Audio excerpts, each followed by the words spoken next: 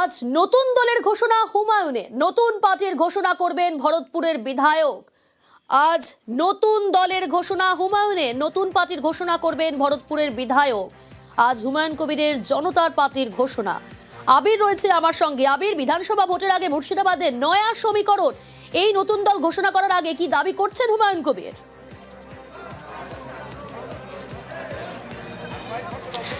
দেখো, অবশ্যই 2026-এর রাজ্য বিধানসভা নির্বাচনের আগে হুমায়ুনের এই যে নতুন দল ঘোষণা, তা মুর্শিদাবাদ, মালদা এবং দিনাজপুর, উত্তর দিনাজপুর, এই তিনটে জায়গাতে রাজনৈতিকভাবে কি প্রভাব ফেলে তা দিকেই রাজনৈতিক মহলের নজর অবশ্যই রয়েছে। সাম্প্রতিক সময় হুমায়ুন কবিরের একাধিক যে সিদ্ধান্ত, তাতে অনেকেই, বিশেষ করে তার সদ্য ছেড়ে আসা তৃণমূল কংগ্রেস দল, তাদের তরফ থেকে বলা হচ্ছিল যে তিনি কার্যত বিরোধীদেরকে সুবিধা পাইয়ে দেওয়ার জন্য এই ধরনের রাজনীতি করছেন। এবং গতকালকে আমরা জানি যে মোহন ভাগবত তিনিও হুমায়ুন কবিরের যে একাধিক সিদ্ধান্তের যে সমালোচনা, সেই সমালোচনা তিনি করেছেন। এহেন পরিস্থিতির মধ্যে আজকে দুপুর 1টা নাগাদ হুমায়ুন কবির তার নিজের নতুন দল প্রকাশ করতে চলেছেন এবং সেই উপলক্ষে বেলডাঙ্গাতে খগুড়ুপাড়া মোড়ের যে মাঠ, সেখানে যে আয়োজন, তাও ইতিমধ্যে করা হয়েছে।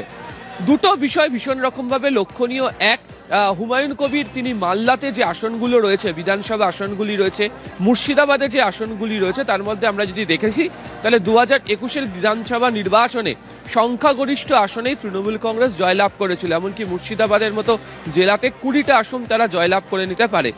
আর লোকসভা নির্বাচনের ক্ষেত্রে দাঁড়িয়েও এই মুর্শিদাবাদ জেলার 3টি লোকসভা আসন, বিশেষ করে যে বহরমপুর আসন নিয়ে অধীর চৌধুরীর কথা বলা হতো, অধীর চৌধুরী যে আসনের গড় যাকে বলা হতো, সেই জায়গাতেও তৃণমূল কংগ্রেস তাদের জয় ছিনিয়ে আনতে পেরেছিল।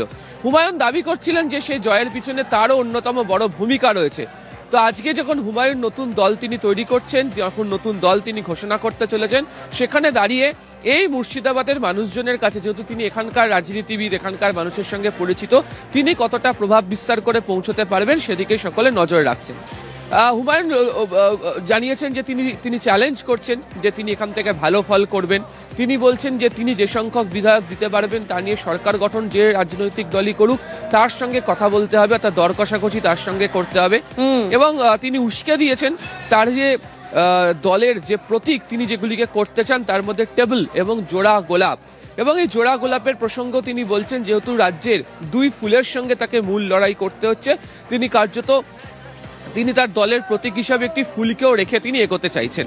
তোমাকে দেখিয়ে রাখবো যে ইতিমধ্যেই তার দলের যারা কর্মী সমর্থকরা রয়েছে, সেই কর্মী সমর্থকরা তারা ইতিমধ্যে উপস্থিত হতে এখানে শুরু করেছে। তিনি উল্লেখ করেছেন এই রাজ্যের পাশাপাশি আসাম থেকেও বহু মানুষজন তারা আজকে তার এই অনুষ্ঠানে, তার নতুন দল ঘোষণার অনুষ্ঠানে তারা আসবেন এবং 1টার সময় তার এই অনুষ্ঠান পর্ব, যে অর্থাৎ নতুন দলের আত্মপ্রকাশ হবে। ফলে তিনি কি করতে চলেছেন, তার নতুন দল কোন লক্ষ্য নিয়ে এগোবে, তিনি যদিও বলছেন যে সামগ্রিক উন্নয়নের বিচারধারা নিয়ে কাজ করবেন এবং কোনো নির্দিষ্ট ধর্মের ভিত্তিতে নয়, সকলকে নিয়ে তিনি চলতে চান।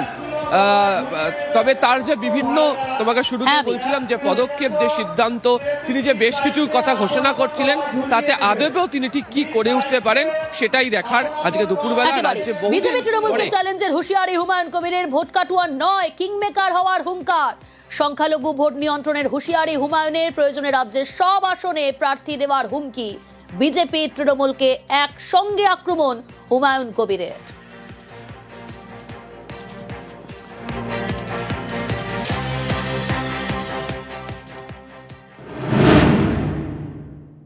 দু কোটি 82 লক্ষ মুসলমান ভোট আছে, তাদের 1.5 কোটি ভোট হুমায়ুন কবিরকে দিলে 90টা সিট পাবে। বেশি পায়তারা করলে 294টাই লড়বো। যে জিতবে, যে হারবে কাউন্টিং এর দিনে বুঝে নেবে।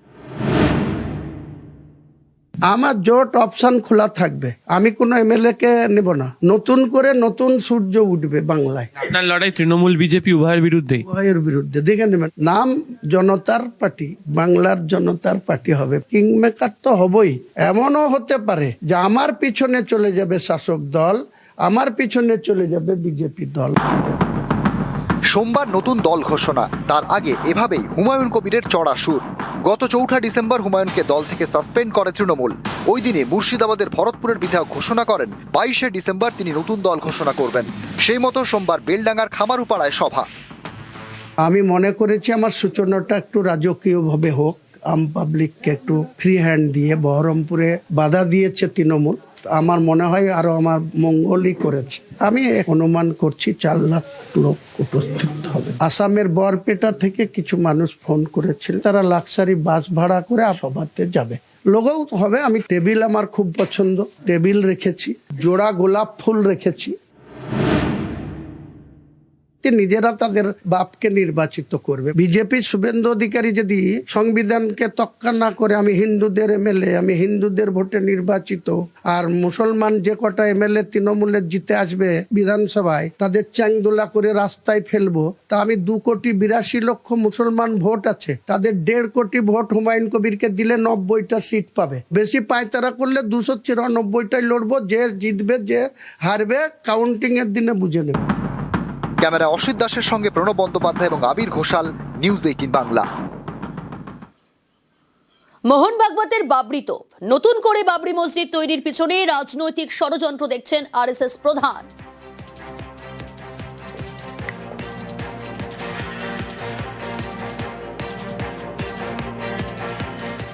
ये एक झगड़ा चल रहा था, अंत में कोर्ट के हवाले कर दिया कि भाई आप निर्णय करो, और एक निर्णय दिया तो वहां राम मंदिर बन गया। ये मंदिर मस्जिद वाला झगड़ा वहां समाप्त हो। अब फिर से बाबरी मस्जिद बनाकर उस झगड़े को रीस्टार्ट करने का ये पॉलिटिकल षड्यंत्र है, मतों के लिए हो रहा है। न ये मुसलमानों की भलाई में है, न ये हिंदुओं की भलाई। झगड़ा खत्म हो रहा है, अच्छी सद्भावना बनेगी तो ये फिर से वो खाई चौड़ी करने का प्रयास हो जाता है। ऐसा नहीं होना चाहिए, ऐसा मुझे लगता है। সংখ্যালঘু ভোট কাটতে ষড়যন্ত্র হুমায়ুনের চড়াসুর বিজেপি নেতা লকেট চট্টোপাধ্যায়। পরিকল্পিত একটা ষড়যন্ত্র, বিভিন্নভাবে চেষ্টা করছেন যে মাইনরিটি ভোটগুলোকে কিভাবে একসাথে রাখা যায়, কিভাবে ওনার সঙ্গে জোড়া যায়। কখনোই বাংলার বুকে দ্বিতীয়বারের জন্য হিস্ট্রি বাবরি মসজিদকে রিপিট করতে পারবে না। ভোট ভাগের চেষ্টা হুমায়ুন কবিরের, তোপ তৃণমূল নেতা কুণাল ঘোষের। উনি 294টা আসনে প্রার্থী দিন, আর ছোটখাটো জায়গায় দল ঘোষণা না করে ব্রিগেডে এসে দল ঘোষণা করুন। যে ব্যক্তি 2019 সালের লোকসভা নির্বাচনে বাবরি মসজিদ যে দল ভেঙেছিল সেই বিজেপির প্রার্থী ছিলেন, আজকে তিনি কাদের সাহায্য করার জন্য বিজেপি বিরোধী কথা বলে ভোট ভাগের চেষ্টা করছেন, এটা মানুষ পুরো বুঝতে পারছেন। তৃণমূল ছাড়া কাউকে ভোট দেওয়ার অর্থ ঘুরিয়ে সেই বিজেপির হাত শক্তিশালী করা।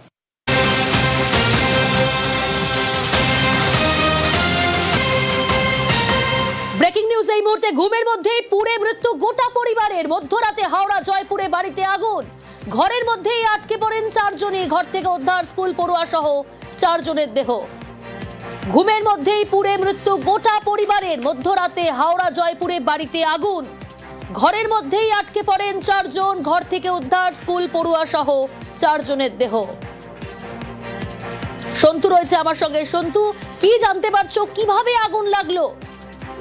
দেখা যেটা যাচ্ছে আমতা জয়পুর থানার সাউরিয়া গ্রাম, সেখানেই কিন্তু আনুমানিক গতকাল রাত 12:30 নাগাদ হচ্ছে বাড়ির ভিতরে ঘুমাচ্ছিলেন একই পরিবারের 4 জন। সেই সময় যারা স্থানীয় বাসিন্দা বা প্রাথমিক সূত্রে যেটা জানা যাচ্ছে, ঘরের মধ্যে সম্ভবত ইলেকট্রিক শর্ট সার্কিট থেকেই কিন্তু আগুন লাগে, এবং সেই আগুন কিন্তু এতটাই মুহূর্তে লেগে যায়, তার ফলে কিন্তু তারা ঘর থেকে বেরোতে পারেনি। সেখানেই কিন্তু অগ্নিদগ্ধ হয়ে কার্যত মৃত্যু হয়েছে 4 জনের। এবং স্থানীয় বাসিন্দারা কিন্তু আগুন নজরে আসার পরই উলুবেড়িয়া দমকল কিন্তু জয়পুর থানায় খবর দেয়। দমকল 2টি ইঞ্জিন এসে কিন্তু আগুন নিয়ন্ত্রণে এসে এবং বাড়ির ভিতর থেকে কিন্তু 4 জনেরই এই মুহূর্তে মৃতদেহ উদ্ধার করা হয়েছে। ঘটনায় কিন্তু রীতিমতো কিন্তু চোখের ছায়া রয়েছে এলাকায়। বেশ। কারেন্টে শর্ট সার্কিট হয়ে মারা গেছে 4 জন। ও নিজে ইলেকট্রিকের মিস্ত্রি বা পার হাউসে ইলেকট্রিকের কাজ করতো। রাত্রি 12:30 নাগাদ এই দুর্ঘটনাটা ঘটে। ফায়ার ব্রিগেড আসছিল রাত্রিরে, তারাই এসে লিগিয়েছে। 4 জন ছিল বাড়ি, 4 জনই মারা গেছে।